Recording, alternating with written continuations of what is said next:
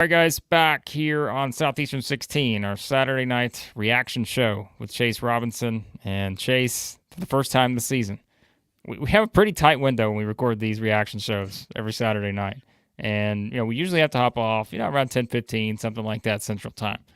Chase, we still got 3 games going on right now. Florida, Tennessee is still in progress, about to go to overtime. Ole Miss and LSU might play until next Wednesday, as long as that game has been going on. And then Vanderbilt, Kentucky, the game that started last, might actually finish before these other two that started a bit ahead of them. So it's been a wild day as usual, but these last 3 games, they're delivering some entertainment in various ways. They sure are, and some surprises in here, some tight games, some OT happening. It's a wild night, and we don't have any Chris here to tell us how games should finish sooner than they do. I agree with him tonight. These are some long football games we have here. Yeah, don't worry. Chris sent me the script that he uses for the game time rants. I will pull that up here shortly. But yeah, as always, guys, again, we are going to do the best we can. We do have kind of a tight window usually to record these sometimes, and so my guess is the LSU Ole Miss game will still be in progress by the time we finish this show. If that's the case, we'll talk all about it on Monday as we usually do.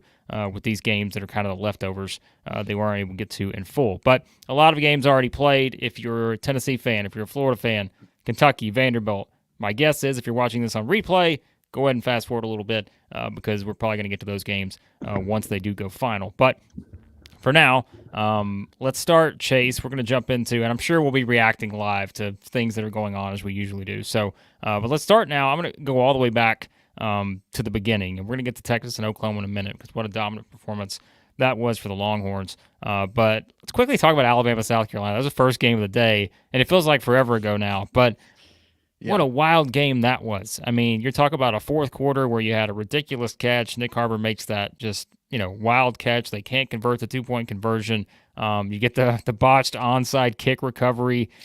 And you're thinking, oh, my goodness, is Alabama really going to do this a week after they went to Vanderbilt and lost? But, the INT kind of finishes it off. Alabama holds on 27-25.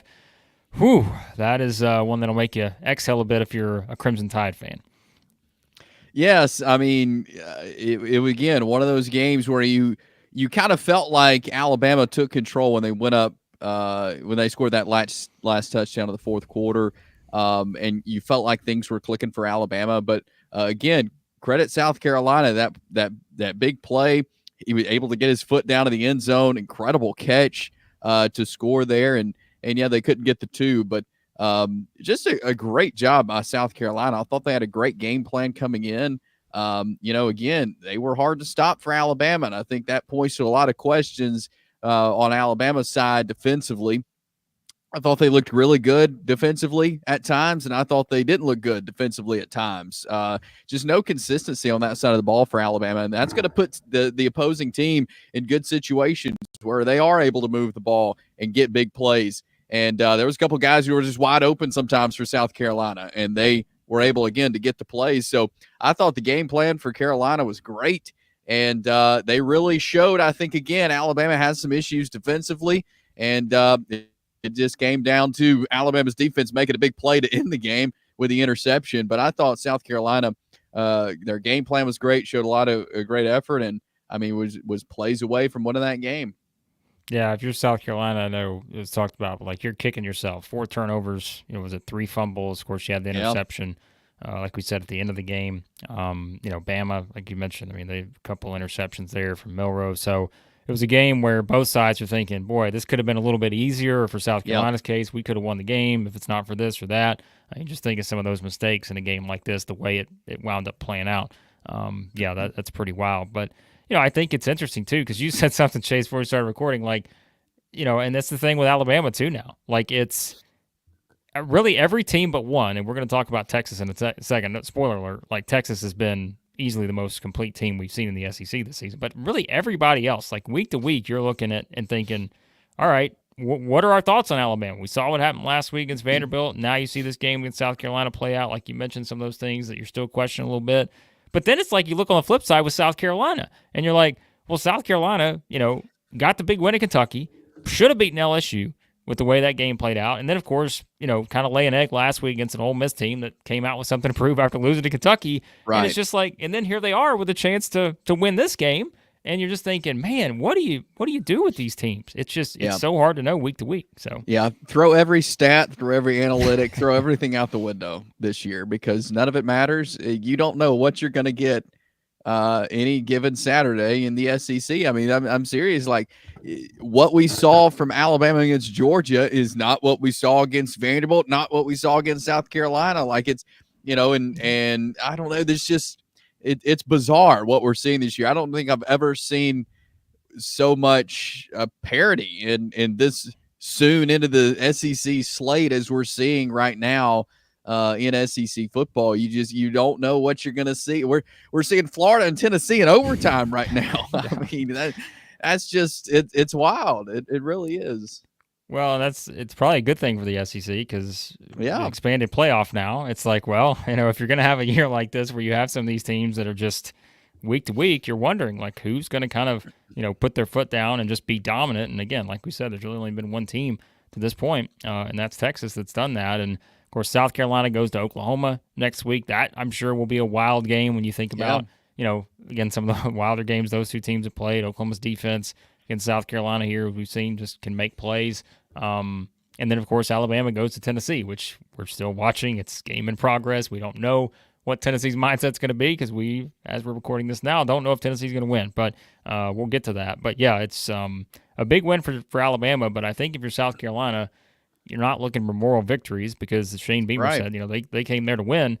And especially you think of, again, kind of the way the game was going, seemed to be getting some momentum in their direction. But it does feel like a missed opportunity with some of those mistakes and, having chances. And, again, that just ridiculous Harbor play. And just, I mean, they were right there with an opportunity, Chase, and that's all you can ask for when you go into that stadium. So Yeah, and again, credit South Carolina. I think this is a much different team than we thought they were at the beginning of the season. I think they showed that against Kentucky. And that LSU game, just some things didn't go their way. Like, they made mistakes during the game to lose that. LSU's a really good team too, and I think they're playing really good with Ole Miss right now. It's a 4-point game as we sit here, so we know LSU's good, and South Carolina's good as well. Like I was impressed with what they were able to do today, and I think they've got some wins, more wins down the road for sure.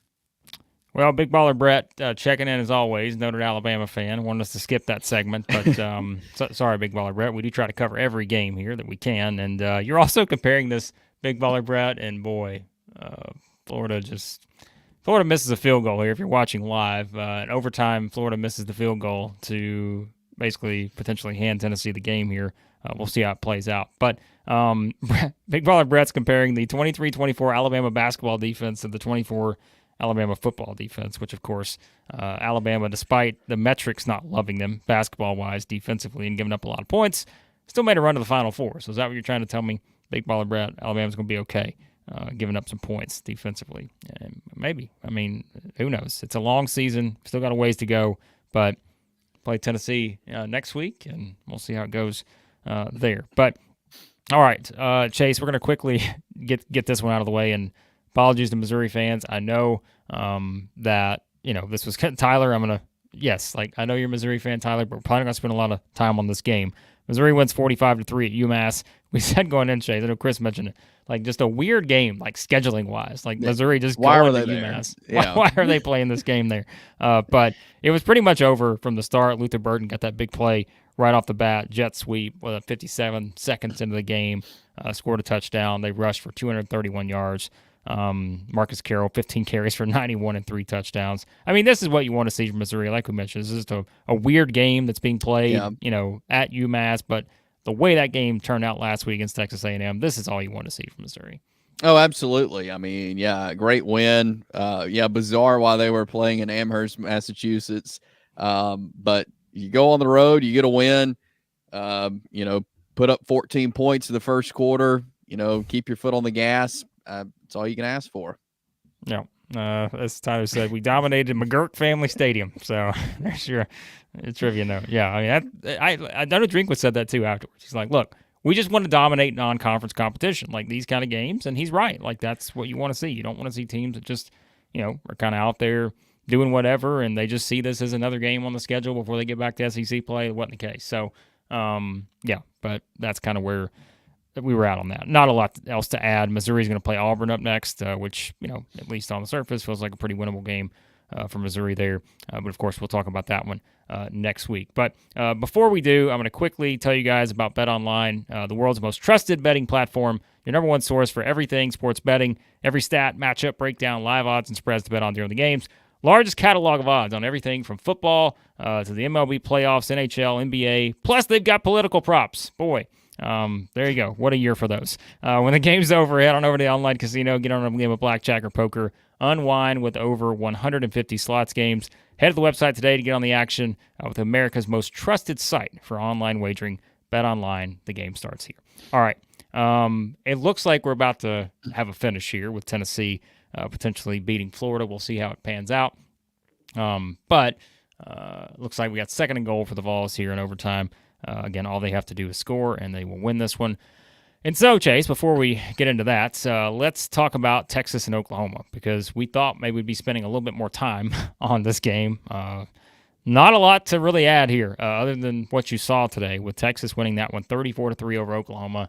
And by the way, Tennessee did just beat Florida, so we'll get to that shortly. I'm sure we'll have some Tennessee fans coming in with the overtime victory for the Vols, 23-17 over the Gators. Chase, we knew going into this, right? Oklahoma, the injuries, 5 wide receivers out. Yep. You wondered, could they get anything going offensively? You knew it was going to put a lot of pressure on their defense. Started well. Texas didn't score until, what was it? I'm looking at my number here, 11:20 left in the second quarter. Yep. So, the game kind of started the way Oklahoma needed it to be played, but at some point, when you just have the limitations on offense and you can't get anything going, they finished with 237 yards of total offense, 2.3 yards per rush. So, when you just can't get anything going offensively, Texas has been too good, and we said it. They've been the most dominant team in the SEC. Quinn Ewers comes back 20 of 29, 199 yards, had a touchdown, threw an interception too, but it's just you're not going to slow this team down. And, Quintravion Wisner, 13 carries, 118 yards, and a touchdown. Texas just kind of, cruised here after a slow start. Yeah, Texas far and away the best team in the SEC right now, the way they're playing. Chris and I had a discussion earlier in the week or last week on one of the videos that we did talking, can Texas go undefeated? And I said, I don't think so, because it's hard for any team, I think, to go undefeated in the SEC this year. But my opinion is starting to change on that. If Texas keeps playing like they are and looking at their schedule, they have Georgia next week. That'll be a challenge. But Vanderbilt, Florida, Arkansas, Kentucky, and A&M. Now, those will be some tough games. I'm not denying that. But Texas just looks they look so good. Quinn Ewers, I thought it was great to have him back. He looked really good today. They're at another level, I feel like. And in a year where the SEC is just there's some teams we just can't figure out, and we're at week 7 or whatever we are of the season, and we're still trying to figure teams out. But I've figured Texas out, and they're really good. Yeah, it's no surprise now. We bounce back and forth. You're like, okay, is it Georgia? Is it Alabama? Is it Texas? Is it Ole Miss? But then you kind of look at the performances of some of these other teams, right? We saw Alabama lose at Vanderbilt. We saw Ole Miss lose a home game to Kentucky. Georgia obviously loses the game in Alabama where they're down 28-0 at one point. And so, you're just questioning all these teams. But, Texas has not really given us a reason to really question them to this point, right? And I think that's just been the difference with them. And so, of course, they get the big game against Georgia next week. And so, this is... It really is. If you look ahead, right? And I know we were saying we always play that. And it's a dangerous game to play this year, especially, right? Yeah, because we said everything can happen in the SEC this year. And remember, too, Chase, we're looking at this Georgia game next week for Texas. But don't forget, the week after that, they go to Vanderbilt. They come to Nashville to play Vanderbilt. So look out. Let's not get too carried away. And, of course, they still have games against Florida, which is playing better, as we've seen. They got to go to Arkansas. That will certainly be a fun game. There, they host Kentucky, and then, of course, they've got the game against A&M to finish the season. So it's not an easy schedule by any means, but like we said, when you look at the way Texas is playing right now, they dominate this game against Oklahoma, get some payback for what happened last year. And yeah, I mean, now we kind of see what happens. So, yeah. It's going to be fun to see what Texas does moving forward, because I think the kind of the meat of their schedule is now on. They're hitting the tougher portion of their schedule. So how do they handle that? How do they react? And like you mentioned, I mean, let's remember the last time a team went to Nashville after just coming off a win over Georgia. What happened? I mean, literally anything can happen this year, and that's why it's fun. I'm glad we're on here talking about it because it's fun this year. Hey, Clint's taking the wait and see process here for the Longhorns, saying that he's going to give them props once they play a real football team. So Clint's telling he wants Texas to prove it. So they'll get an opportunity next week when they play Georgia. Yes, they will. If you haven't seen some of the other ones, their previous opponents as true competition, they're going to get it against Georgia. And like we said, probably going to get it the following week against Vanderbilt based on how the Commodores are playing. But we'll touch on the Commodores here in just a bit. Quickly, Chase, for Oklahoma moving forward, I mean, is it just a matter of, you just got to get healthy? Obviously, the offense is just not. I mean, how have they been able to be consistent this year, just given kind of just the guys missing games? And you knew it was going to be tough today, but they're going to play South Carolina next week. That's an important game, really, if you think about it, for both teams, right?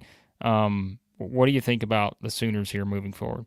I mean, yeah, you're in a position where there's so many guys out, and I think it was good for them to have their offensive line, a lot of those guys or several of those guys back this week.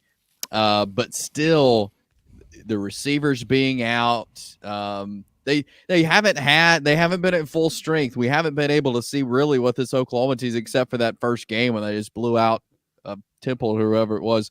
That's really the only time we've seen this whole team together, because it's just been injury after injury after injury for them. And so, we thought maybe Michael Hawkins would be the guy to kind of give them a spark. He was 19 of 30 today, 148 yards, no touchdowns. Obviously, he didn't throw any interceptions, but still, he's a freshman, and he's going to play like a freshman at times, and his decision making and everything. And so, yeah, I think Oklahoma has some wins left in them. I think they'll do fine. They're just in a position where it's going to be hard to win these big games against these really good teams, because they just, frankly, they're missing talent. They don't have some of the talent that they typically would. And so moving forward, I mean, they're in a tough situation here. I mean, you mentioned they have South Carolina coming up next week. Then they've got Ole Miss. Then they have a non-conference game with Maine to start November. Then they'll be at Missouri. They'll host Alabama and then go to LSU. So there's some tough games ahead for Oklahoma. But hopefully they can get some of these guys back, and we'll see what happens. But they've been in a tough spot, and they're still in a tough spot with those injuries. Yeah, next week's schedule setting up it's wild. Because again, we know we have Alabama, Tennessee. You've got Texas and Georgia. Even Oklahoma, South Carolina, like I mentioned, is very interesting for a lot of reasons. And yeah, some of these games for next week, it's very, very pivotal for some teams for sure. But hey. Question here, jumping in. How do you feel about the Auburn versus Auburn game today? Yes, Auburn did not lose today. That's all you can ask for sometimes, right? Sometimes you get a win by not playing, and so yeah, Auburn's got, we said, big game next week against Missouri for the Tigers. So the Tiger on Tiger battle as well next week, Chase. Joining the group. So.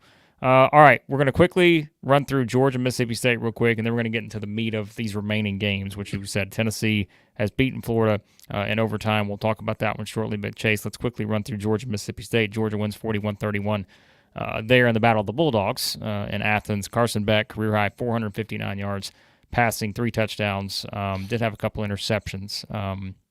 And, Mississippi State, we talked about this too, like, I feel like, look, the defense it's a struggle. Like, there's no other way to put it. Like, they're just giving up so many points. It's hard. But I think there's another team, like kind of like Florida, as we'll talk about in a minute. Like, they're figuring some things out. I think maybe that's the best way to put it. And Van Buren goes for 306 yards here at 3 touchdowns. Georgia puts up 605 total yards. Again, you're just not going to be able. But again, I was going to say you're not going to be able to win games like that. But if we had said, 41-31. If you're Mississippi State and you give up 605 yards, you're thinking, okay, we're probably going to get beat by 5 touchdowns. But, this is one, too, where now we kind of see what this means for Georgia, right? Because it's one of these games where you have the team all year long. Mississippi State's been at the bottom of our power rankings, and yet they were right there, kind of with a chance to make it interesting. They outscored Georgia in the third quarter to make it a game going into the fourth. And so, I don't know. This is another one of those games where you come out of it thinking, all right, is Georgia just kind of overlooking them ahead to Texas, or how do we look at this for Georgia, I guess? Yeah, I thought Mississippi State looked much better. And you said they're improving, like and they had that unfortunate injury with Blake Shapen, their starting quarterback. I would have loved to see him in this game. Because I thought maybe the Georgia defense there may be some concerns there, because I thought again that Mississippi State was able to get some things going. Michael Van Buren threw for 306 yards and 3 touchdowns. And so maybe there's some questions there for Georgia defensively. I was reading some things from UGAsports.com after that game, and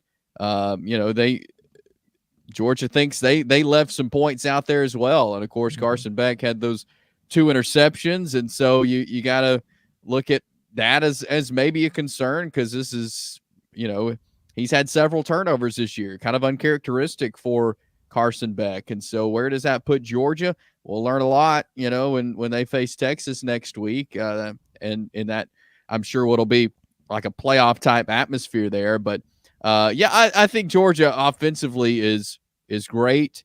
But I think that game shows that, one, Mississippi State is improving, but 2, where's Georgia's defense at, allowing Mississippi State to move the ball like they did. Yeah, and I mean, I think that's the thing, right? I mean, when Mississippi State hired Jeff Lebby, we knew why. Like, they were trying to really, offensively try to bring something that would be tough, week in and week out, and to give them a chance. And like we said, this year, we knew the roster. I mean, it's a rebuilding mode. Like, we knew that from Mississippi State. We knew it was going to be a challenge roster-wise to compete. But, again, I think, yes, they're giving up points, but at least I think you certainly come out of this game feeling like, all right, we're getting some things right now. Like, if we can just build off of this, be a little more consistent. And like you said, I think with Georgia, we never know about these kind of games, especially like we mentioned. The big Texas games coming up, like look-ahead games are a thing. Like, it really does happen. Like, it absolutely does. And so, you are playing, again, the worst team in the SEC.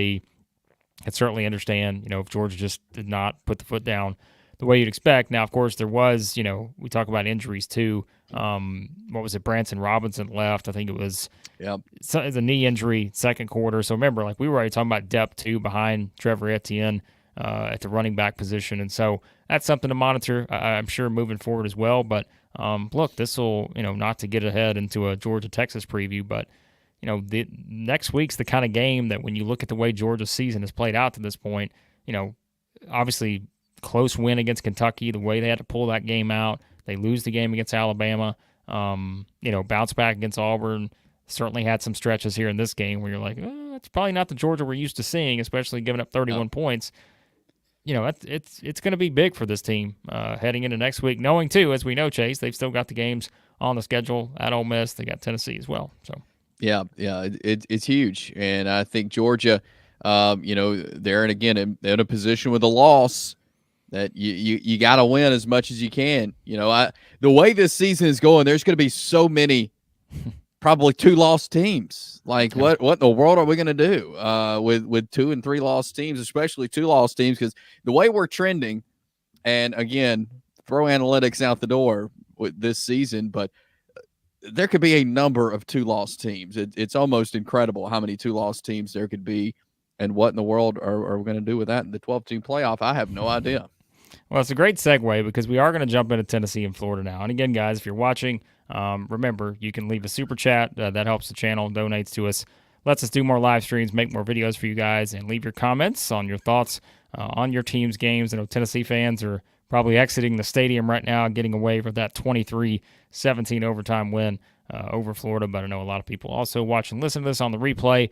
But Chase, let's talk about it. I mean, this was a game that, man, for a while there, I'm looking up and I'm thinking, I think Florida's going to win this game. Like, I mean, It felt like they were kind of in control, but then you had a couple of those big swings and momentum where all of a sudden, if you give Tennessee just that little bit of a gap, they can exploit it, even though, as we talked about before we started recording, second straight game, Tennessee does not score in the first half. And you think about how different, conversation we're having about Tennessee now than what we had 2 weeks ago with this team.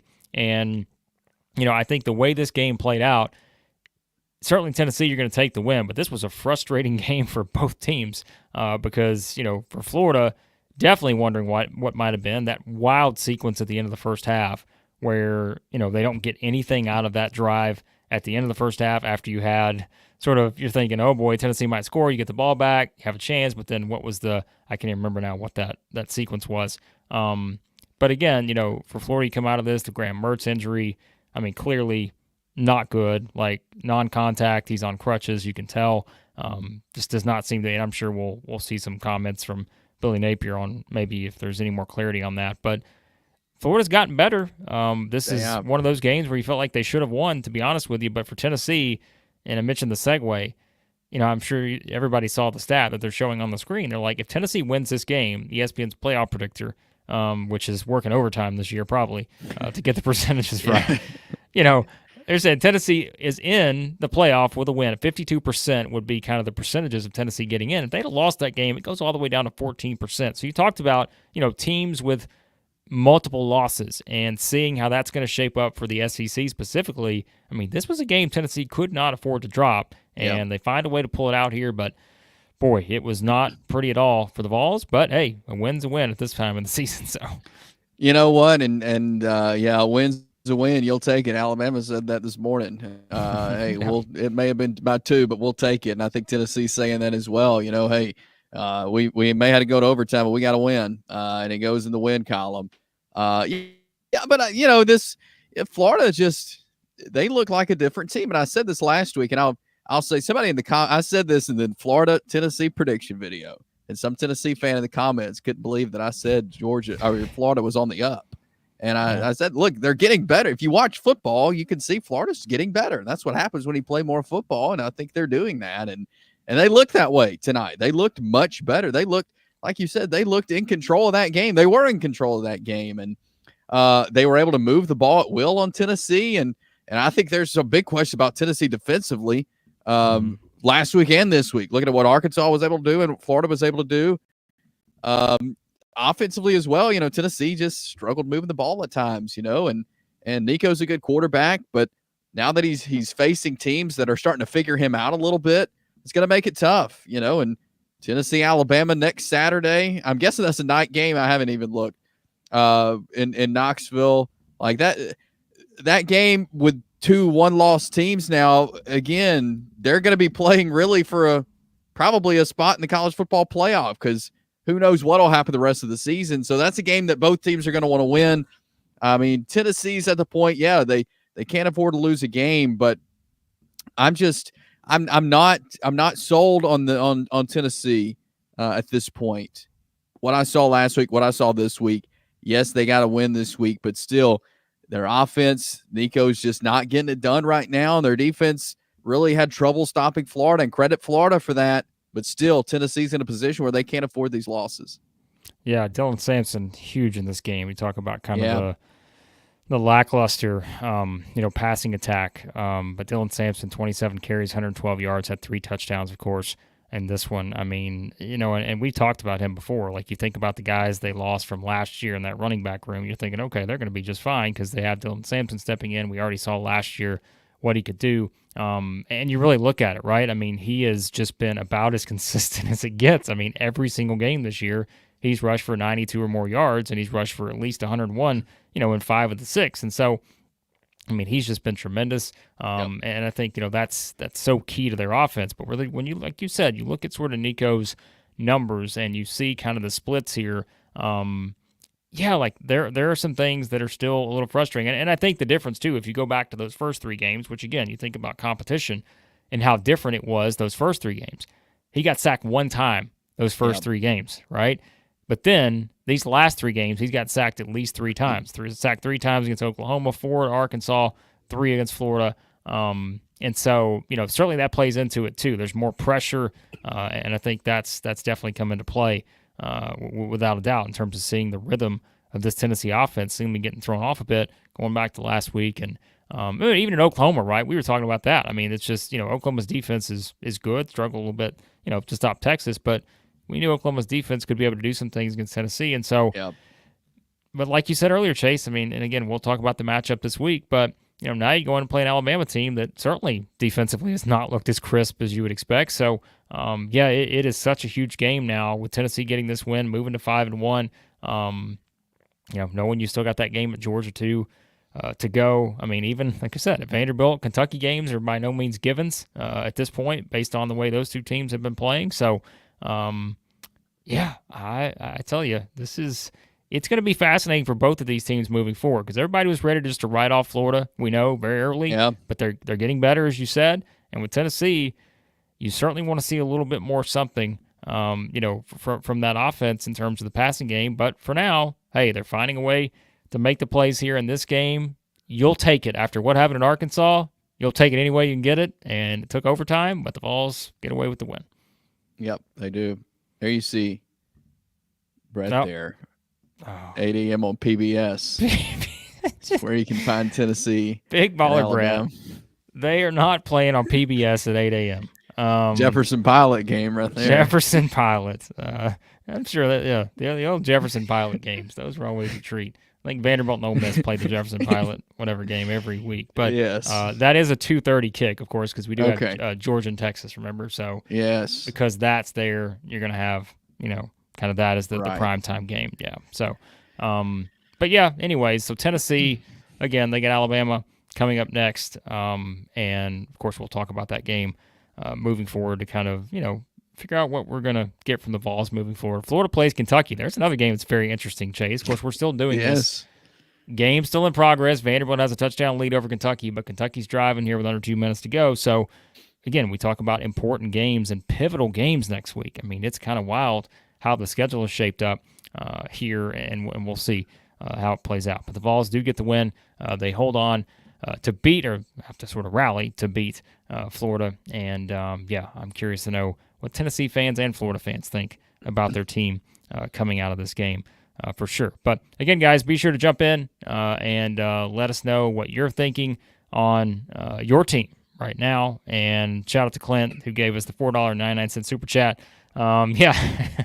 Hey, you're all in on the Commodores here, huh? Diego Pavia, Van Diego, is trying to do it again here, as the Commodores are going to get an opportunity to see if they can pull this one out. And boy, that's a story, Chase, that we would not have thought of a while back. So if Vanderbilt were to hold on and win this game against Kentucky, my goodness, you want to talk about a change in sort of momentum right now. But I mean, again, Chase, like just coming out of this Saturday, and of course, LSU Ole Miss still in progress. I don't think it's going to be finished, folks, by the time we finish the stream. No.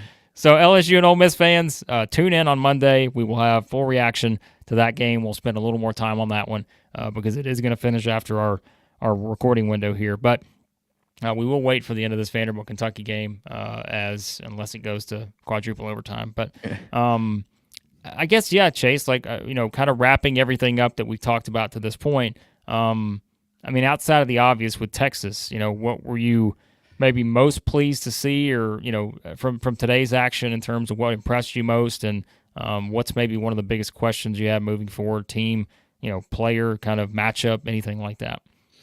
Well, I just think it was good to see Florida play that way, like we were just talking about, Mississippi State play that way, like to show that there's not really, to me, a huge gap now in, you have your top teams, and we know who those are. It's kind of that's a gray area sometimes. We know Texas is at the top. Behind that, who knows? But there's not as big of a gap now as I feel like in these bottom level teams that Florida and Mississippi State played the way they played today. So I thought that was great. Like, they're going to compete in games, and I think we saw that today. And I think they'll win some games. Both of them win some more games this year, and go back to a couple of teams, Alabama and Tennessee, and they just so happen to play each other next week. I'm just concerned about defenses for both of those teams. This may be a shootout next week if neither one of them can stop each other. I just think there are some issues there defensively for both Alabama and Tennessee in some different ways. I feel like Alabama, we saw them at a moment where I feel like they could have beaten anybody in the world playing Georgia on that Saturday night. But now we're not seeing that. So just just where Alabama is at. And I think they're in good shape. I think they can win plenty of games this year. I think they can go to the playoff. I'm not writing them off because they lost to Vanderbilt and beat South Carolina by 2. They got the win. So yeah, I'm still learning about these teams. And that's the weird thing about this season is that I feel like a lot of these teams I still just don't have a good grasp on what they're doing. And so it was a fun day just to see Florida and Mississippi State play that way. Questions about Alabama and Tennessee. If Vanderbilt can hang on and get this win, I think that shows, hey, the Commodores are here to play football this year. Yeah, I mean, look, they're going to review this interception to finish it off, but by all indications, I think this is. I'm going to watch the replay one more time here, but I don't see any reason why this is going to be overturned. I think Vanderbilt is going to win this game, and the Commodores are about to be 4-2 again, unless something just completely wild happens here, Chase. And we'll wrap up with this because again, we will save our Ole Miss LSU discussion to Monday. But I mean, think about this. If you're Vanderbilt and you're looking at this right now, and we're not. Oh, wait a second, Chase. I'm wrong. Call reversed. Well, hold on a second. Hang on a minute. Boy, I couldn't tell on that one. But anyways, it doesn't matter, right? Because, wait a second. It was 4th down anyways, correct? So it doesn't matter. But you kind of look at the way this season has played out for them, right? And, of course, they get the big win to start the season against Virginia Tech. It makes you change your opinion a little bit. You're like, all right, clearly this team's going to be better than we thought.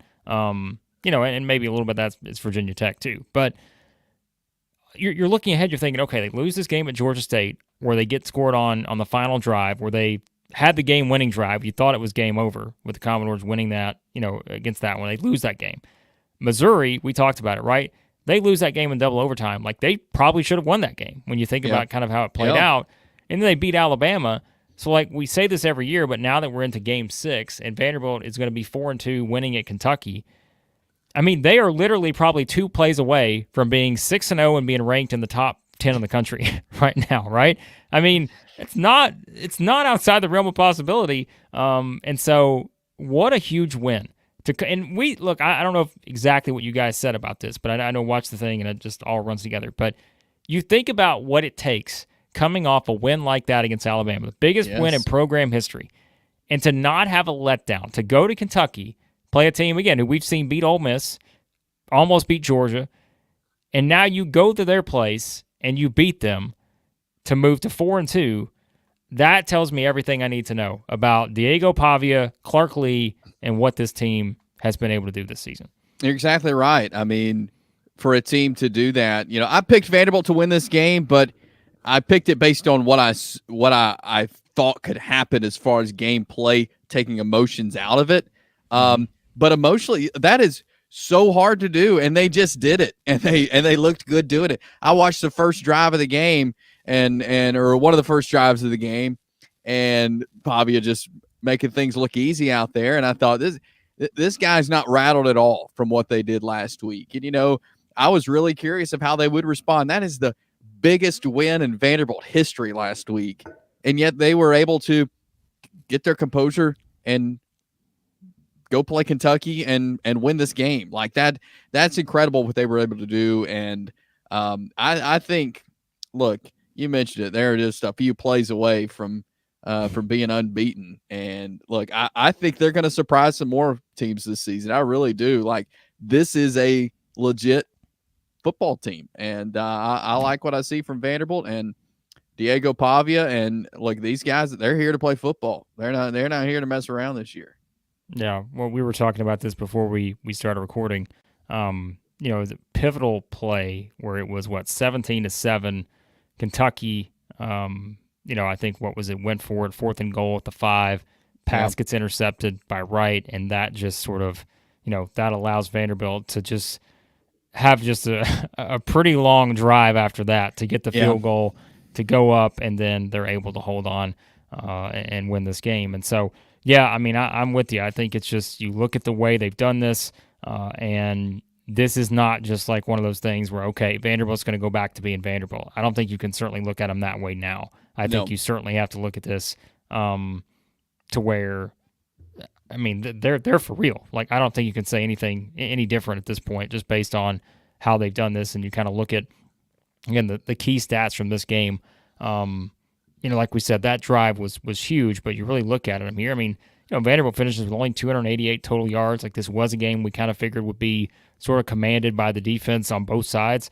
But, it was an efficient sort of deal, right? Yeah. They were able to, the passing game, they go 15 of 18, right? They're not throwing a ton. Pavia throws for 2 touchdowns. That's kind of the game here when you think about it. They scored 20 points, 2 passing touchdowns there. But, of course, big one for Kentucky, 12 penalties, 106 yards in this one. Vanderbilt only had 5 penalties. Of course, Kentucky did have 2 turnovers as well. So those plays, that one we talked about, the interception, one of those turnovers there on the 4th and goal, that was it. But these are just the plays you keep seeing Vanderbilt make. And I think if you're Kentucky now coming out of this, we look at it from their standpoint. They go to Florida next week, and that's tough, right? You're sitting now at 3-3. You got that big win, Ole Miss, before, you kind of start to think, all right, maybe things are turning around. Then you come back, lose this home game to Vanderbilt, go to Florida, still got to go to Tennessee this year, still got to go to Texas this year. So that's a tough one for the Cats. It is. Yeah, they're that Florida game's going to be interesting. Because they're kind of playing with their back slowly going up against the wall. To, hey, we gotta knock some wins out here, get a bowl game. It's pressing right now for Kentucky to be more consistent. I think that may be a thing for them. We saw the South Carolina game. We saw, then them get the win over Ole Miss. Like, it's just been up and down for Kentucky. Like, they need to find some consistency. Yep. All right, guys, as we said, we're going to touch on the rest of the action on Monday. We always try to do this for you guys as long as we can on Saturday nights, but these games just went very long tonight, so we're not going to be able to go to the finish of Ole Miss LSU. If you're an Ole Miss fan, LSU fan, if you're already following the channel, you know what you're getting. We'll do our power rankings. We'll talk a lot more about that game specifically within those 2 teams in the power ranking, but quickly we will do these 2 questions real quick, Chase. We can just give some quick answers. They're both similar, but two different teams. SC Scout Guy wants to know, is South Carolina going to make a bowl game? And if we pull up the rest of their schedule here quickly, Chase, and kind of look at where the Gamecocks are at right now. They're 3-3 right now. Yeah, so if you pull up kind of the rest of the way here, they're sitting at 3-3. They go to Oklahoma next week. We talked about how pivotal that game is for the Gamecocks. Texas A&M at home, at Vanderbilt, home against Missouri. Wofford at home, at Clemson. That's a tough stretch. That stretch. Yeah. Yeah. Woo. Yeah. I've said from the time we did our preview in the summer how crucial this middle stretch was with Ole Miss, Alabama, and Oklahoma, and they've lost 2 of those.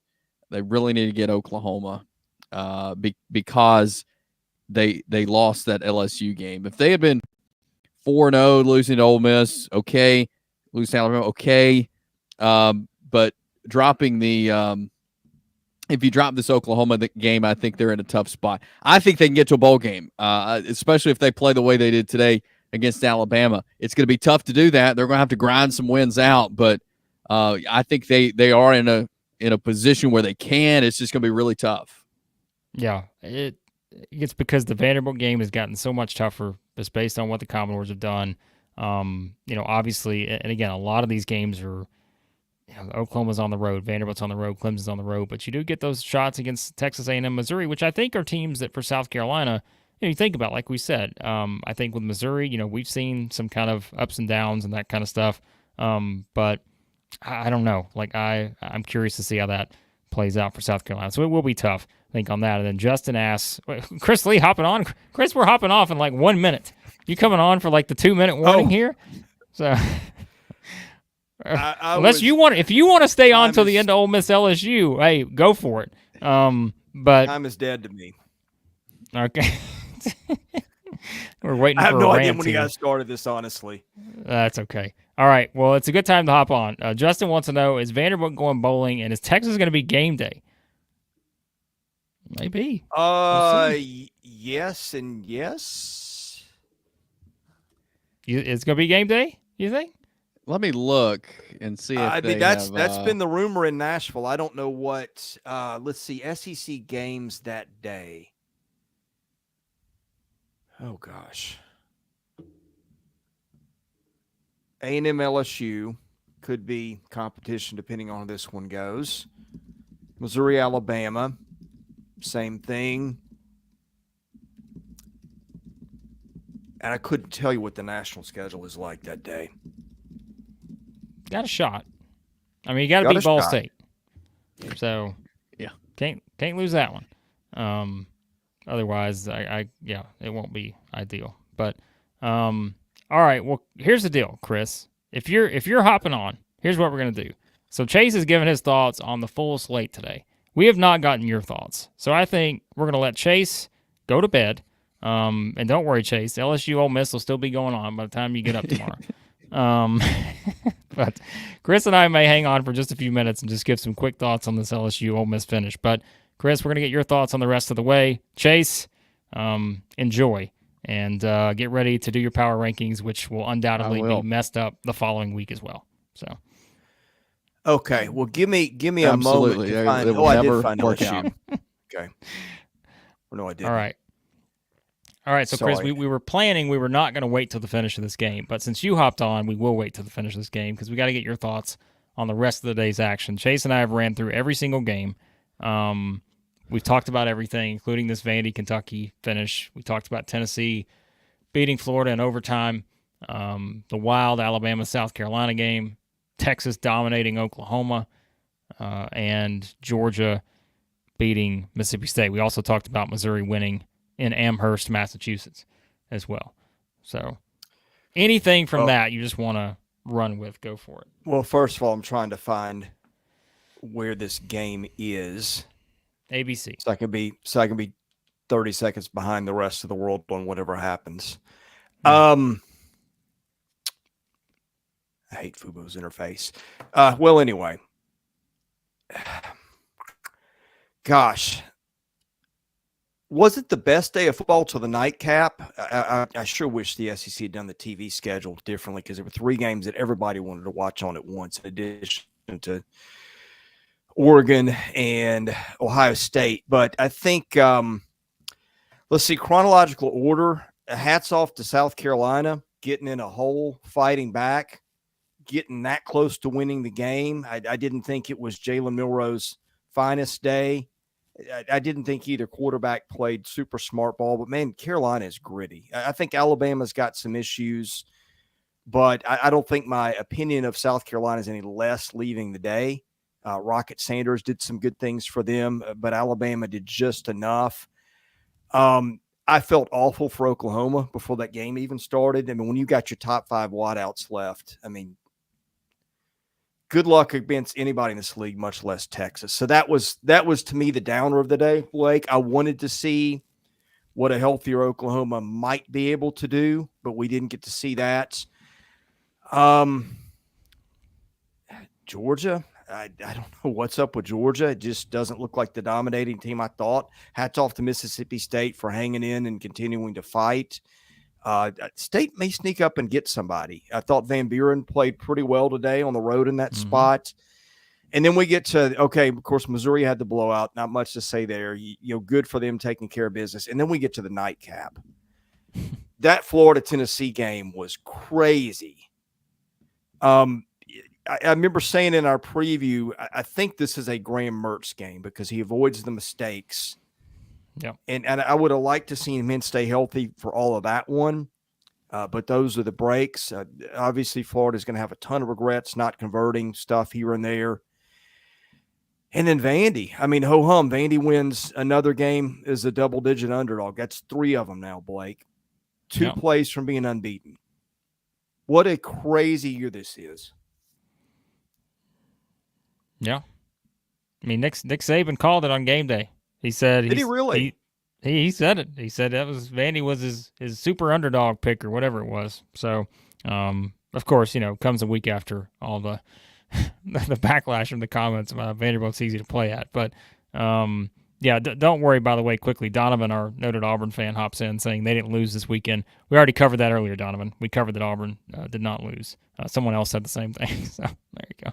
But yeah, I mean, you kind of said some of the stuff that Chase and I were talking about. I think, some of the most glaring things were the fact that it seems like every single week there is something that makes you rethink something about a certain team. And it feels like there's pretty much every team that we're doing this with now. Like, again, whether it's Alabama having to bounce back and survive this game against South Carolina after losing against Vanderbilt. We mentioned like Georgia, 41-31. Georgia put up a ton of yards. Like, let's call it what it is. But still, it was not the kind of dominant performance as you said. And then like Tennessee, you're thinking, okay, great bounce back spot after Arkansas. But all of a sudden you start wondering, okay, Florida's getting better. So there's just so many things, just don't know. But, that's the thing is like Texas has easily been the most convincing team to this point. Their schedule picks up now in terms of like the competition gets much tougher the rest of the way. And, you look up and you're thinking, boy, are the teams we know the most about Texas, Vanderbilt? I don't know at this point. So it's wild. I mean, I'm thinking, what do we do with power rankings Monday? I mean, Texas is one. That's the easy one. Yeah. I mean, I guess if Ole Miss holds on, it's 2. That would seem to be pretty easy. I mean, I guess, but like at the same time, I mean, they lost a home game to Kentucky, and Georgia's loss is what? To Alabama. Like, should they be rewarded for that? I don't know.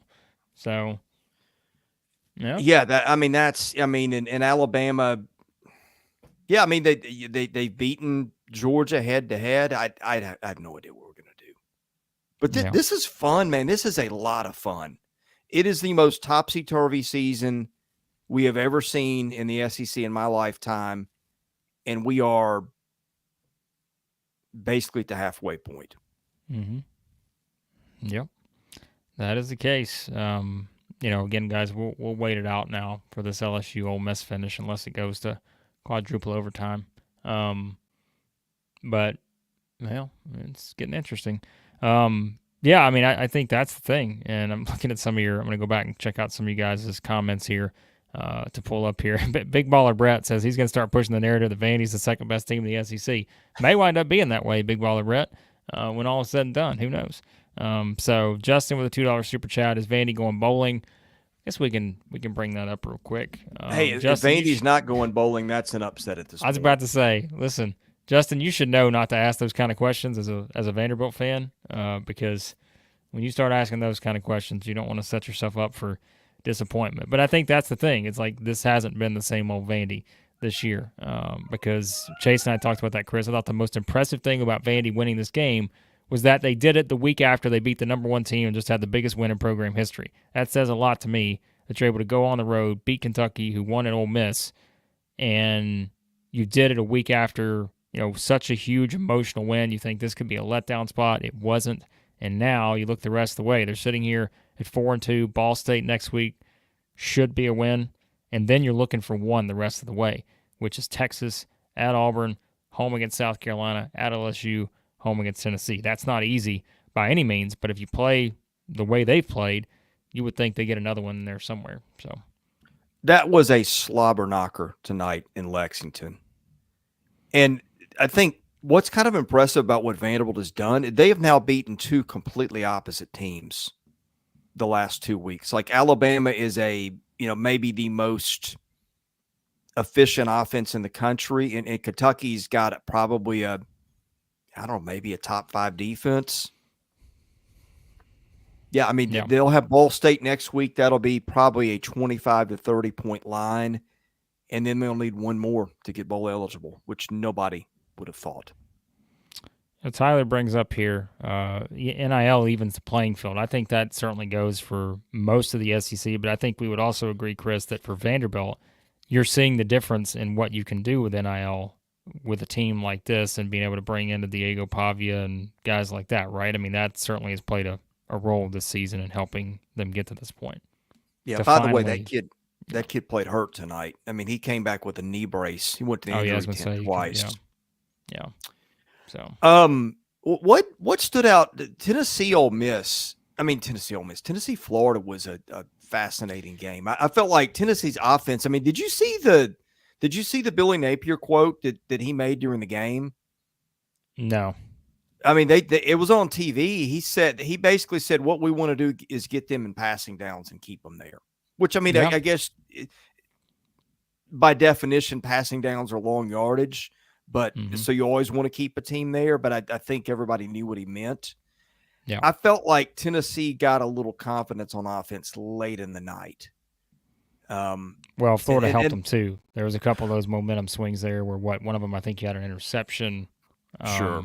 Yeah, but they did. You definitely, and I think Dylan Sampson, we talked about earlier, like he's been the most consistent part of their offense.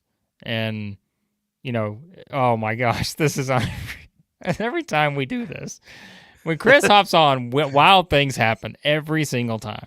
So what a play this is for LSU. Oh my goodness. Oh, and I don't know why you've got to be kidding me. Oh, well, that took long enough that somebody fell to throw a block somewhere, I guess. Something happened here. I don't know why it's moving. I don't see the flag yet. Well, I don't think it's a flag, but like something. Everybody's running backwards for some reason. But anyways, I don't even remember what I was saying, but I'm sure it wasn't going to be anything great. But what? Oh, he didn't. Tennessee. Oh, did his knee hit down? I didn't. His elbow hit down? I don't know. Anyways, they're moving right along. But yeah, I mean, we talked about Chris. I think the difference for Nico, he got sacked one time those first three games. He's gotten sacked at least 3 times the last 3 games. So you think about just the difference in competition, disrupting the offense a little bit.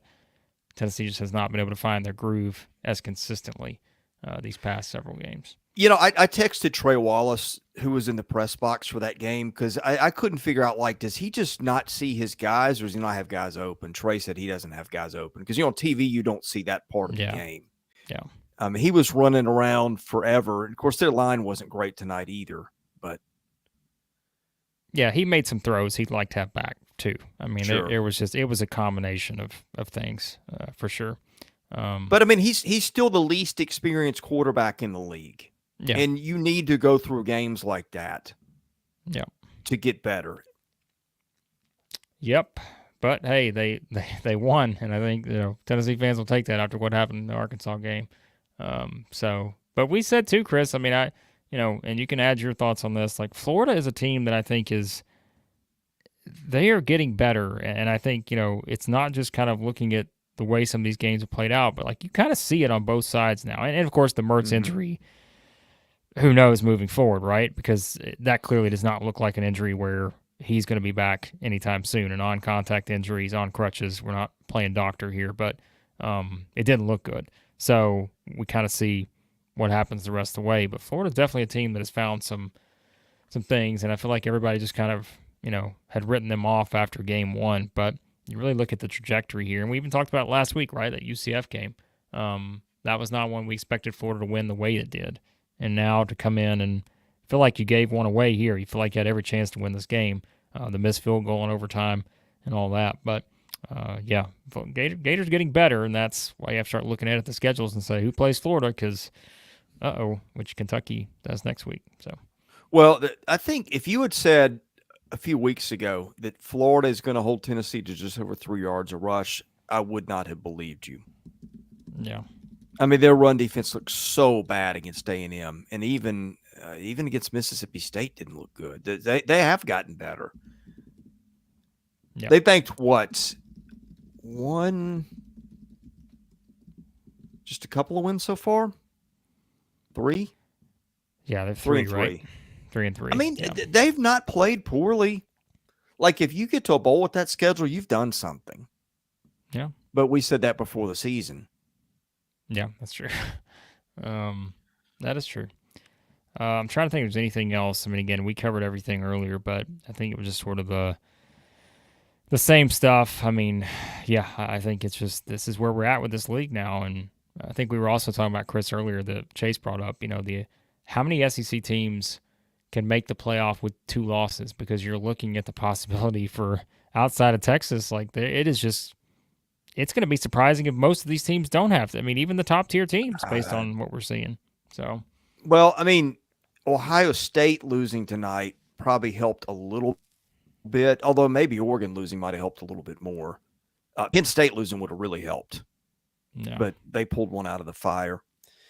Yeah, I just think it is so unpredictable on any level that I think at this point to make a prediction that, I think you can say that 2 losses probably get you in. There's so much parity. That feels like, I don't care if you're Tennessee, if you're Missouri, whoever you are, even if your star has fallen a little bit of late, if you can get there.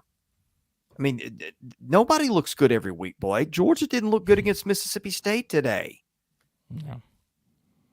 Yeah. I do want to ask you, what did you guys take away from Alabama today? Because I wasn't around for that. Well, I think, a lot of what Chase talked about was, I think you're just kind of seeing the defense for Alabama right now. And Big Baller Brett, actually, Chris, was the person who made this comparison earlier.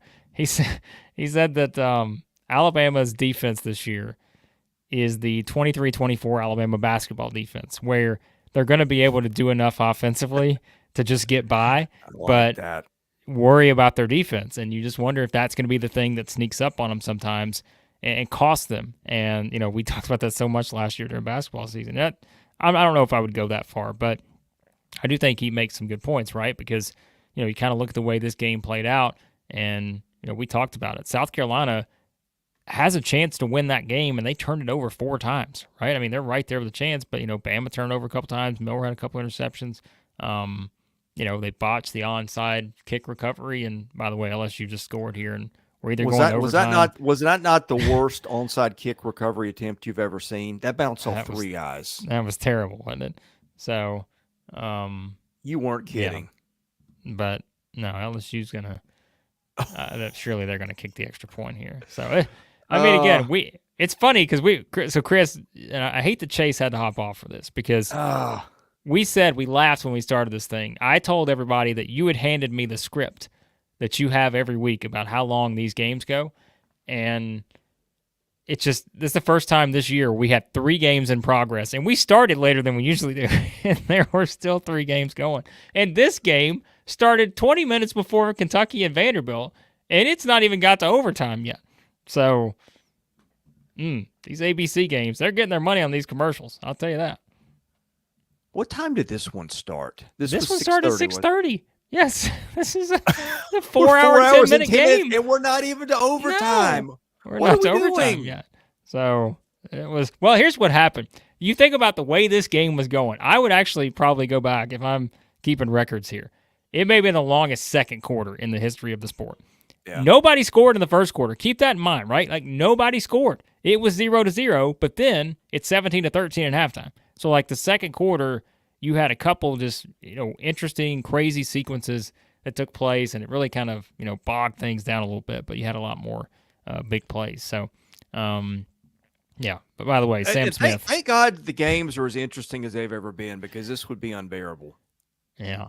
So, again, it's delivered tonight. Like, the main games have delivered. So, you can't say that's not been the case. And surprisingly, in some of these, they've been lower scoring, So. Who's that on the sidelines? Is that Trey Harris? I didn't see. I wasn't looking whenever. I know he was banged up. Popped up there. But, yeah. But anyways, guys, if you're hopping in now, we were not expecting to go this long, but we decided to go because Chris was able to hop on and join us. But, yeah, I mean, let us know your thoughts on where you're standing with your team right now. So, yeah, an SC Scout guy bring it up. I mean, that was Beamer ball at its finest. That was the Shane Beamer special teams, big play here. So Ole Miss has got better field position than I thought it was going to have. For a minute, I thought that was going to go out of bounds. I think you got to take a shot here. Well, I mean, you a couple of nice throws, and you can kick a field goal with a second. Yeah, left. They still got 2 timeouts, so which means you have the middle of the field with 2 timeouts. Yeah. I mean, they're at the 29. Oh, they're not even going to take a shot. They're just going to run the ball. So, well, they might now. They actually got almost first down on the run. So, why don't you take a shot? I have no idea. I mean, you just got 9 yards I mean, on first you've down. got to go into one of those end zones with everybody, in the state of Louisiana screaming at you in overtime. Yeah. So, yeah. Well, who knows? Maybe you run it there because you got a timeout and that's it. But yeah. Still, I think I would take a shot with the they guys had a couple seconds back on the clock, so they're going to have 13 seconds to work with. But they don't seem to be. I mean, maybe they changed their tune now, but yeah, we'll see what happens. And if you try to kick here, you're going back to Caden Davis, who missed the one against Kentucky, correct? A couple of weeks ago. That's who's not one of the better ones in the league. No. By the way, Justin, $2 super chat. He needs a ticket for Vandy versus South Carolina. It's his 40th birthday. If anyone can help him out there, I think I know someone that can help you out, Justin. You know who to contact. Find a way. We'll see what happens here. We should have stuck to our promise. Anybody who's been in here since the beginning, Chase and I told you that we were going to hop off before the end of this game, and I should have just snuck out. But we got overtime potentially again here, so not going to happen. No, I think that's going to do it. Overtime it is. Sam, by the way, letting Justin know he's a proud Vandy season ticket holder. Reach out to him. Sam, you're always up to something. I think Sam's got season tickets at like 184 different places. Sam is always trying to just, and by the way, for anybody who doesn't know, Sam is a big Tennessee fan. So he should be celebrating his win right now. Actually, you know what? I just thought about this. I guarantee you he's being honest about this. He has season tickets just to go to the Tennessee game. There's probably a lot of people who do that. So that's true. Actually, I take that back, Sam. I believe you. So I don't believe you on your next comment you left, but I do believe you on this one. So, anyways, this game's never going to end. I'm convinced. They're not even going to take a shot downfield, are they? No, it's 3rd and 2, 3 seconds to go. They're not. Kiffin, you can tell. I can see it on his face. He's not taking a shot. What in the world? He's not. So he is going to get roasted for that if they lose this game, and deservedly so.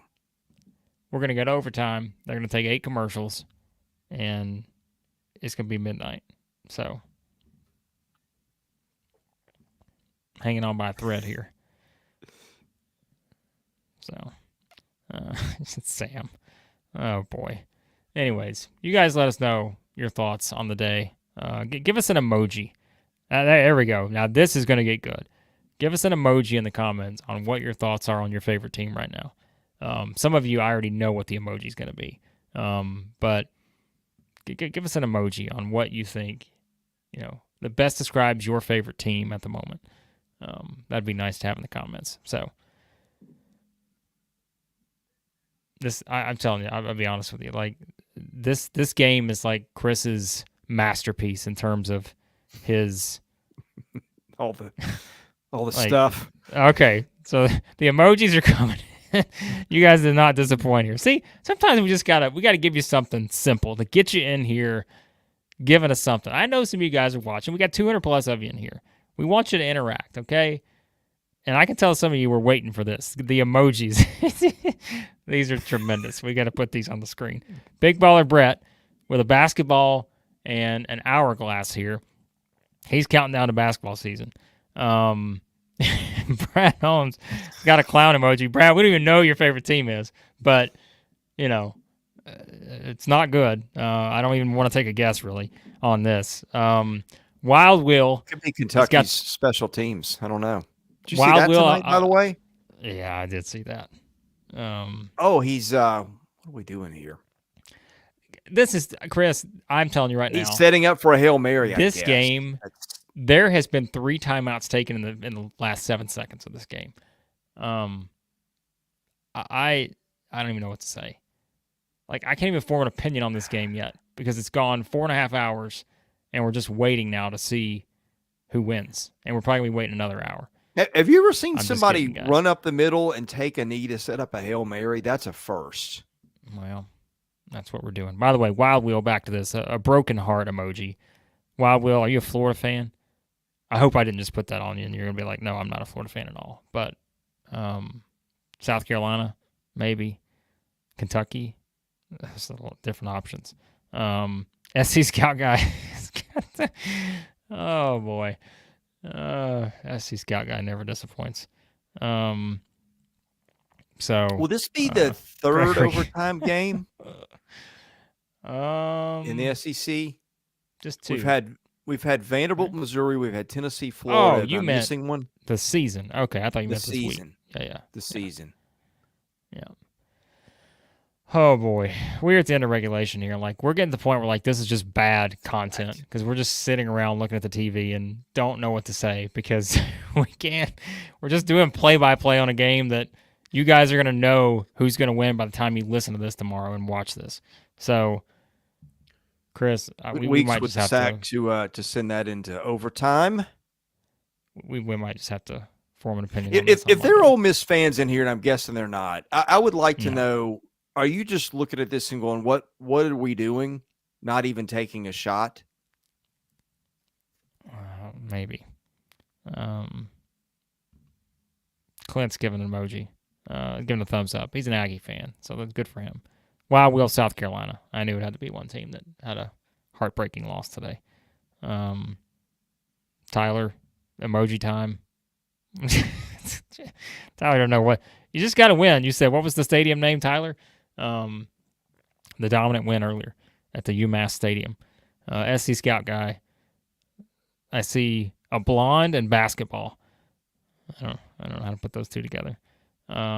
Gary hopping in with the WPS, the Woo Pig Suey here for the Hogs. So, Sam, I hate to tell you, Andy Kennedy is no longer the coach at Ole Miss basketball. All right. Chris, what do we want to do here? Oh, yeah, women's basketball. Sorry, I was like, yeah, that makes sense. SC Scout guy.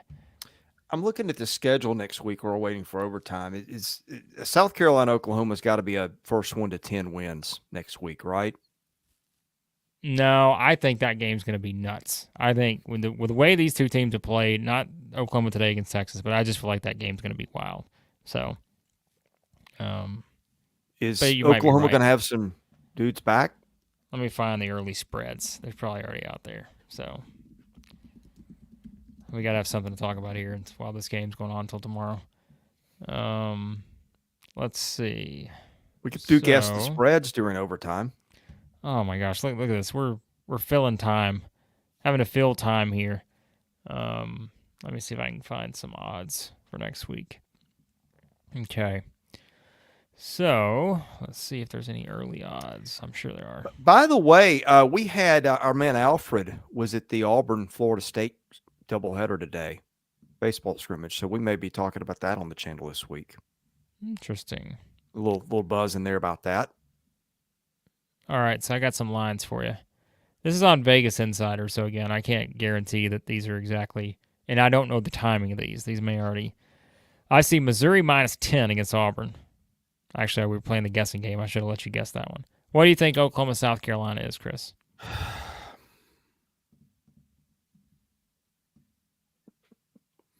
I'm going to guess that's Oklahoma by a field goal. Again, I find this a little surprising.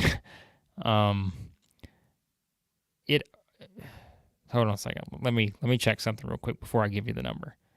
Because Which is not probably what I'm going to pick, but I'm curious if this is active. I just can't imagine that this is actually the number, but I'm about to find out. Let me see if it pulls up on FanDuel here. Sorry. It might be Oklahoma by 6 even.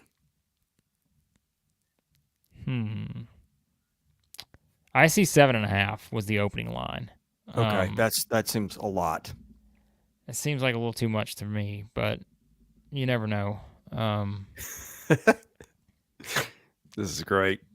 Let me see if I can Okay, I can't find some of these. So I'm just gonna give you what I see on Vegas Insider. People can tell me if I'm wrong. It looks like open at 7.5, but I see it down to 5.5 in some places Okay. already. Let's see what else is on here. Alabama, Tennessee. Ooh. Goodness. Alabama by a field goal.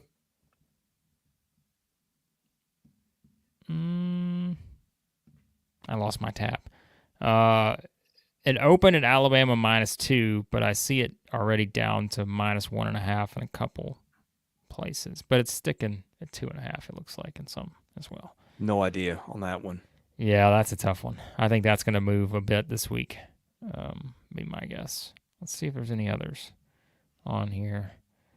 I think that's the only ones I'm seeing right now. I don't see anything for A&M Mississippi State yet. Nothing for Vanderbilt, Ball State. Let's What see. about LSU Arkansas? Which, I mean, we don't know what's going to happen in this game right now, but there is an opening let's line. see. That is going to be in Arkansas. Yep. LSU by a field goal. According to this, the line opened at LSU -9. What? But there are some services I'm already seeing here at -4.5, so it's quickly moved to 4.5. And again, guys, don't quote me on this because I'm looking at Vegas Insider and I have no idea when these odds were put up. Oh, I do have Georgia, Texas for you too. Oh, and I do have Kentucky, Florida for you. So there you go, Georgia, Texas. It's an interesting one. This is a very interesting one, in my opinion. Georgia, Texas. Yeah. Texas by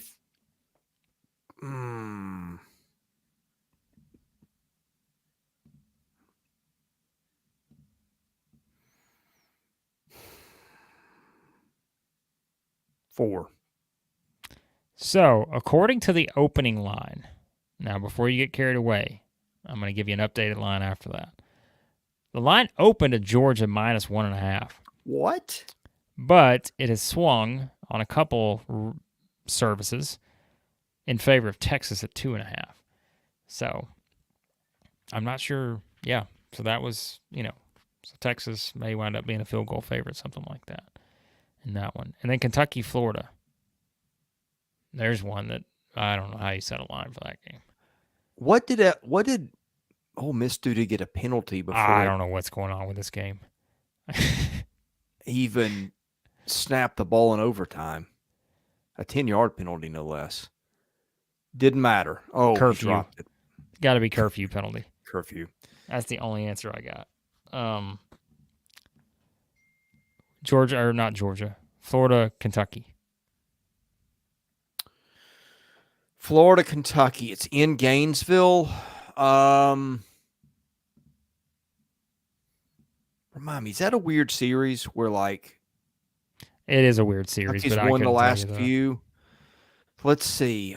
Florida by a point.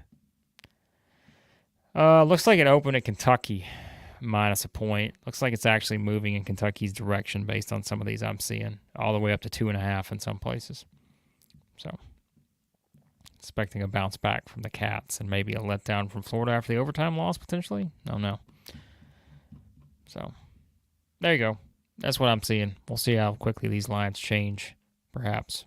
But I think next week might be the most interesting week we've had to this point in the season. I mean, there are just a lot of big-time games. I mean, a ton of games that I can't wait to see. Important games. Georgia, Texas, Alabama, Tennessee. I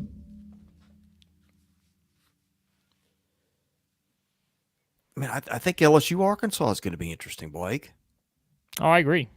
I think that one's fascinating. I mean, Arkansas is coming off a bye. LSU's playing an overtime game here, win or lose.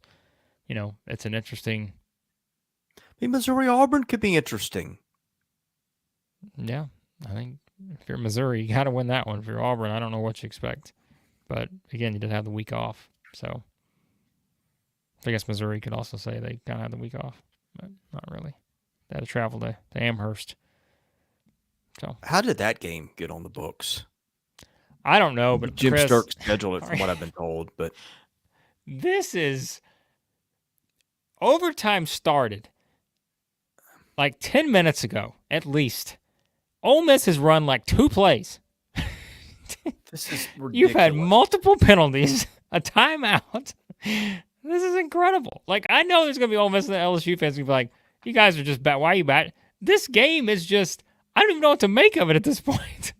Like, it feels like the game of just missed opportunity or, I don't know, man. This is wild. Has LSU led all night? I don't know. The game started. What a throw. Oh, my gosh. How did they not intercept that? There were 3 guys there. You would have clinched the game potentially. Nothing. Ole Miss got 3rd and 85 here. Wow, what was he thinking on that? And no, by the way, LSU is not led. I was trying to think if they had tied it up, but no, they never did. So, well, they tied up going overtime, but aside from that, no. Oh, man. Ole Miss 3rd and 25 from the 40. Always a good place to be in overtime. So, yeah, Clint, curfew penalty. That's what it was. It's the only one I can come up with. So, oh my goodness, they just dropped a second interception. Jeez. Well, it's not like, they're going to kick a 60-yard field goal here. So I guess it really doesn't matter, but better than nothing. Wow. Yeah, SC Scott guy. Goodness gracious, almost. that wasn't even a hard pick. Caden Davis, 2 of 6 from 50-plus yards in his career. He had a 56-yarder last year against Tulane in 2023. So, which is last year. I just said that. But it's late, guys. Pat's curfew over here, too. But,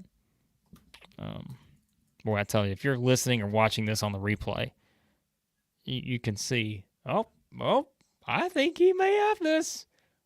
He got it. Spoiler alert. Boy, now, if LSU doesn't score here, they turn the ball over, Chris, after having almost 2 straight interceptions to not give Ole Miss a single point in this thing. Look out. Gosh, how long was that kick? That was what? From the 40, I think. So that 57? Is that right? Yeah. It's from the 40. Yeah, so 57.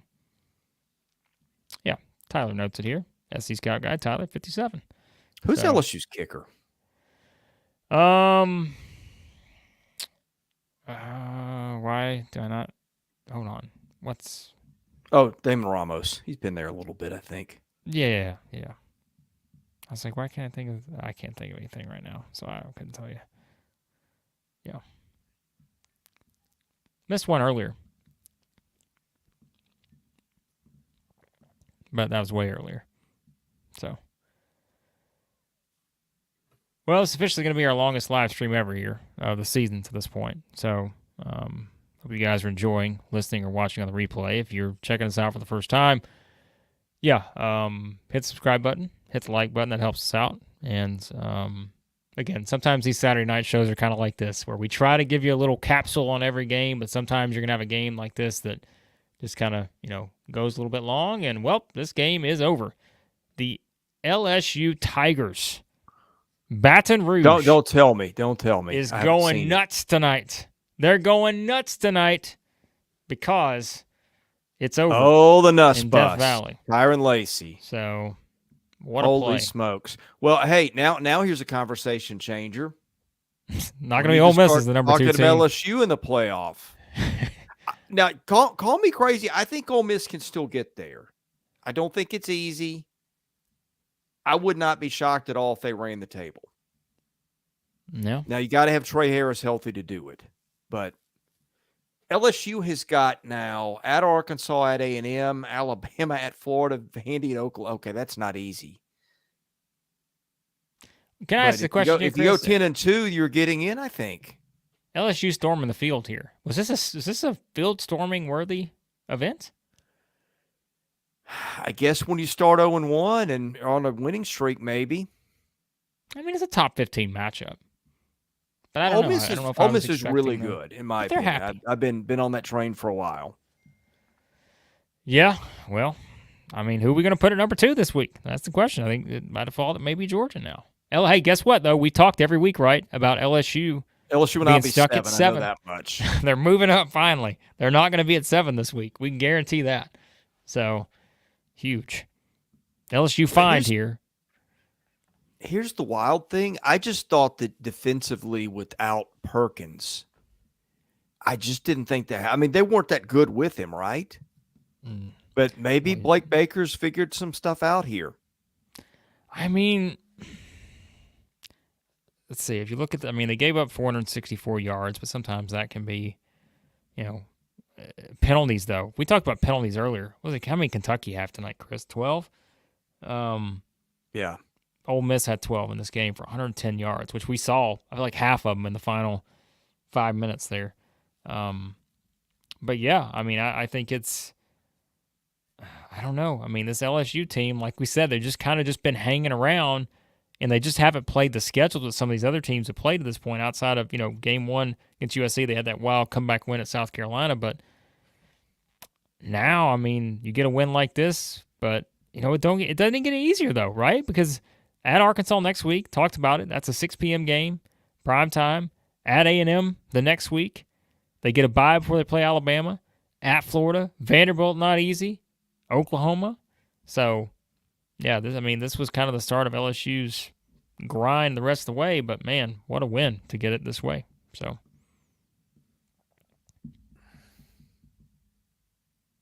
Clint bringing up the Kiffin thing. I don't know.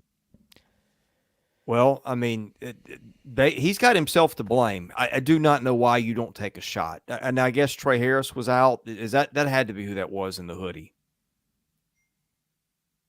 By the way, Brian Kelly, 13-0 now, night games as head coach of LSU. We should have known it. 13-0. So, the magic in the Bayou. So, there you go. All right, Chris, we're wrapping this thing up. What do we have to say? Power rankings on Monday. Who knows where everybody's going to wind up? Chaos in the SEC. Biggest win of the day has to be LSU, right? I think so. Yeah, I think it's got to be LSU because this was. Like we said, we just mentioned the schedule. They don't win this game.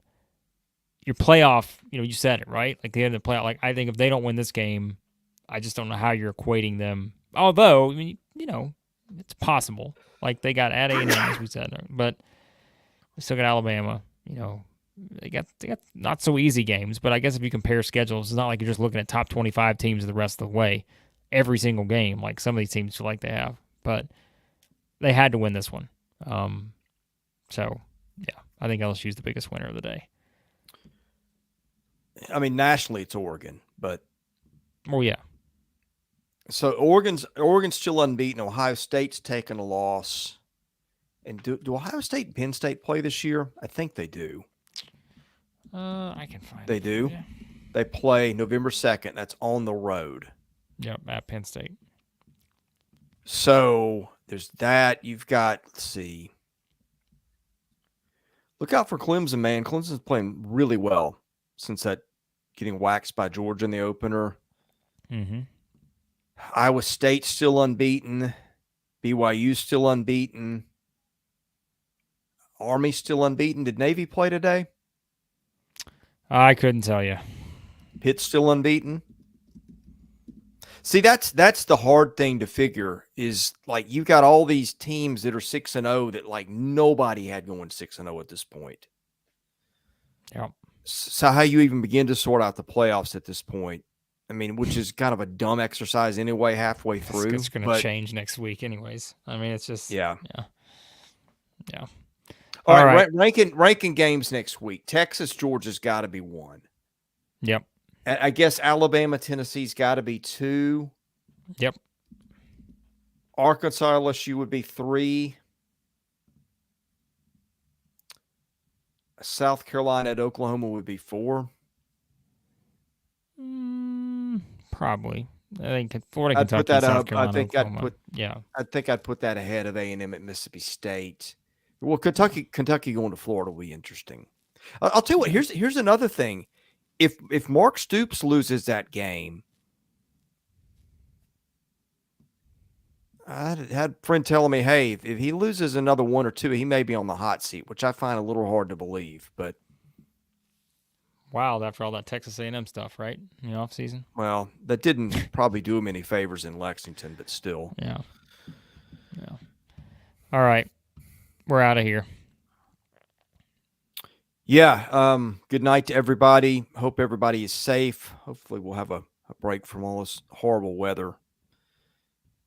And man, what a fun weekend next week. And once again, Blake, but it was a pretty good day. I felt like it delivered pretty well. I would have liked to seen Oklahoma be healthy, to see if Oklahoma with the receiving room could have made it a game with Texas for a while. But that just wasn't in the cards. I mean, other than that, Kentucky, Vandy went down to the wire. LSU, Ole Miss went to overtime. Tennessee, Florida went to overtime. Alabama, South Carolina went down to the final seconds. I don't think you could ask for a lot better than you got today. Yeah, no, like I said, the night games definitely delivered. Alabama, South Carolina was wild. I think outside of just Texas, Oklahoma, which I'm sure for a rivalry game you would have wanted to be closer if you're an Oklahoma fan for sure. But yeah, I think it's kind of day we expect this season in the SEC, and I think next week could be very similar when you think about, like we mentioned, the slate heading into next week. So we'll have it all covered this week here on the channel. A couple guys in the comments also mentioned Indiana and Navy is unbeaten. I think we said Navy was. I thought they played today. And Indiana definitely. And Indiana's kind of interesting too. So yeah, a lot. You got so much on the board with the playoffs, and I think we're starting to do some playoff stuff towards the end of the week once I have a minute to get my head around it. So we'll continue that at the channel. But yeah. Well, hey, thank you to everybody watching. Yeah, what a fun day it's been. God bless you guys. Have a wonderful rest of your weekend. Be safe. For Blake Lovell, Chase Robinson, I'm Chris Lee. You've been watching Southeastern 16, presented by Bet Online.